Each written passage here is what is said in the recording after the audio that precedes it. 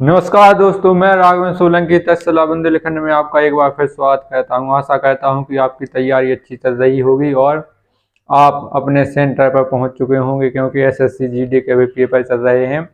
और SSC GD के paper चल रहे हैं, ठंड बहुत ज़्यादा है, मौसम ख़राब, इसलिए आप एक दिन पहले अपने सेंटर पर पहुँच जाएँ, क्योंकि वहाँ पर टाइम की बहुत मैनेजमेंट करना पड़ता है। अगर 8:30 वहाँ पर टाइम दिया गया है तो 8:30 पर गेट बंद कर लिए जाते हैं। अगर फिर उनको अंदर घुसने नहीं दिया जाता है अगर 5 मिनट लेट भी पहुंचे तो। इसलिए कोहरा मोहरा है या मौसम ख़राब, बारिश हो रही है कहीं कहीं पर, तो आप ट्रेनें भी आपकी लेट चल रही हैं, तो आप एक दिन पहले पहुंच जाएं। ये प्रयास करें कि हम वहां पर 6-7 घंटा पहले या एक दिन पहले रात वहीं होटल ले लें या कहीं स्टेशन पर आराम से कपड़े मपड़े अपने पहन के जाएँ और वहीं पर रुकें। ये नहीं कि हम आराम से पहुँच जाएंगे, क्योंकि ट्रेनें लेट चल रही हैं, अभी मौसम ख़राब है। और आज आपका टॉपिक है सर्वनाम, जो कि हिंदी का महत्वपूर्ण टॉपिक है। इसमें से क्वेश्चन उठते हैं आपके परीक्षाओं में से। कई बार एक एक क्वेश्चन पूछा जाता है और अधिकतम 2 पूछ लिए जाते हैं। अगर 20 प्रश्न आते हैं आपके पेपर में हिंदी से, तो एक क्वेश्चन पक्का है आपका एक सर्वनाम से आएगा। तो इसलिए आपको आज सर्वनाम पढ़ाते हैं। सर्वनाम की परिभाषा है, संज्ञा के स्थान पर प्रयुक्त होने वाले शब्द को सर्वनाम कहते हैं। जैसे आप जानते हैं, जैसे हमने लिखा राम स्कूल जाता है, तो राम क्या हो गई, संज्ञा हो गई। इसके बाद राम वहां से लौट के आता है, तो राम की जगह अगली बार प्रयोग राम का ना करके वहां पर हम सर्वनाम का प्रयोग कहते हैं। या वह लौट के आएगा, या है लौट के आएगा, ऐसा। तो आप लोगों को आगे उदाहरण में बताएंगे। संज्ञा के स्थान पर प्रयुक्त होने वाले शब्दों को सर्वनाम कहते हैं। मूल सर्वनाम हिंदी में 11 हैं, आपको ध्यान रखना है।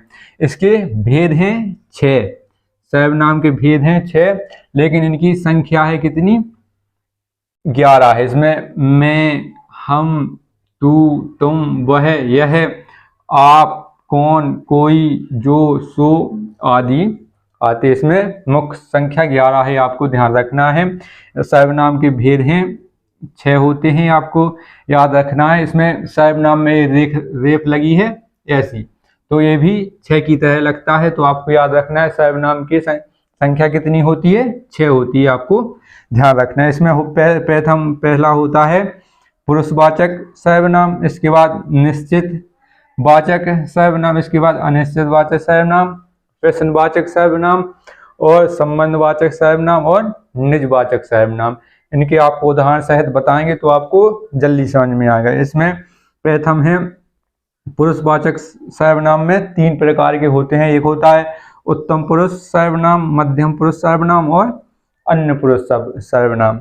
मध्यम पुरुष में आते हैं मैं, हम। जैसे मैं वहां जाऊंगा या मैं मेला घूमने जाऊंगा, तो ये है उत्तम पुरुष, मतलब हमारी ही बात हो रही है, आपको ध्यान रखना है। इसके बाद है मध्यम पुरुष, तू, तुम।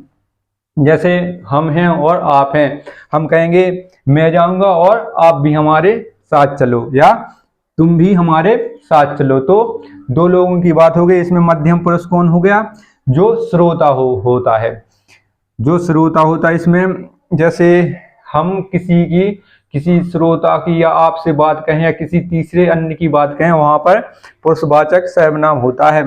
उत्तम पुरुष में मैं स्वयं की बात करता हूं, मध्यम पुरुष में तू, तुम या आपकी बात कहते हैं या तुम्हारी बात कहते हैं, या अपनी साथ में तुम्हारी साथ में बात कहते हैं। इसके बाद अन्य पुरुष, हम दोनों मिलकर किसी तीसरे की बात कहते हैं, या किसी लेखक ने किताब लिखी है, तो हम दोनों उस पुस्तक के बारे में बताएंगे या उसकी विशेषताएं बताएंगे, तो तीसरे व्यक्ति की या उस लेखक की कहेंगे कि उसके द्वारा लिखी गई है, तो वह आप या वह या वे, या उसने लिखी या वह या वे, मतलब दो लोगों ने लिखी है, बहुवचन के लिए वे का प्रयोग करते हैं।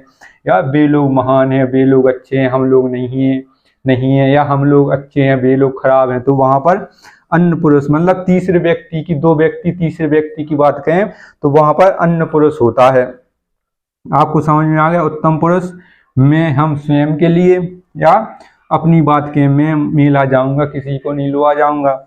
इसके बाद मध्यम पुरुष में मैं और तुम बाजार जाएंगे, तो इसमें दो लोगों की बात हो रही किसी दूसरे व्यक्ति की, हम और तुम।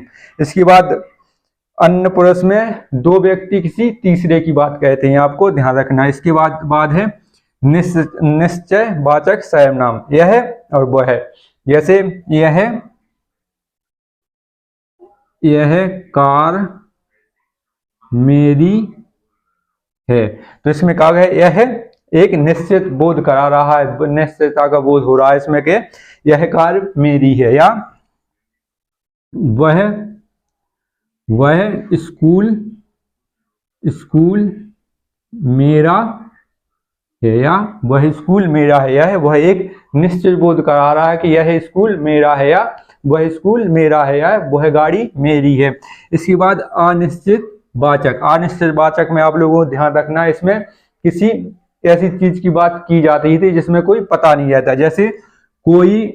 जैसे आपने कहा पिताजी आपको कोई बुला रहा है, इसमें पता तो नहीं है कौन बुला रहा है, राहुल बुला रहा है या राम बुला रहा है या श्याम बुला रहा है, इसमें कोई बुला रहा है। या कुछ वस्तुओं की आवश्यकता है, अब क्या वस्तुओं की आवश्यकता है इसका तो बोध हो नहीं रहा। क्या कुछ वस्तुओं की आवश्यकता या कुछ वस्तुएं हमें चाहिए, ये है अनिश्चित वाचक, इसमें ध्यान रखना है। इसका उदाहरण है जैसे कोई आपको बुला रहा है, या कोई घर पर आया है, आपको ये ध्यान रखना है। ये एक हो गया, ये उदाहरण दो हो गया। ये आपको सर्वनाम ज़्यादा गंभीर टॉपिक नहीं है, आराम से पढ़ लेंगे तो आपको समझ में आ जाएगा। इसके बाद है प्रश्नवाचक सर्वनाम। प्रश्नवाचक सर्वनाम में कौन क्या आप कहीं जा रहे हैं, या कौन है वहां। आपने ज्यादातर अभी डीजे पे एक गाना चलता है, कौन है, मैं हूं विष्णु भाई, ऐसा नहीं बजता है कौन है, तो यह प्रश्नवाचक है कि कौन है।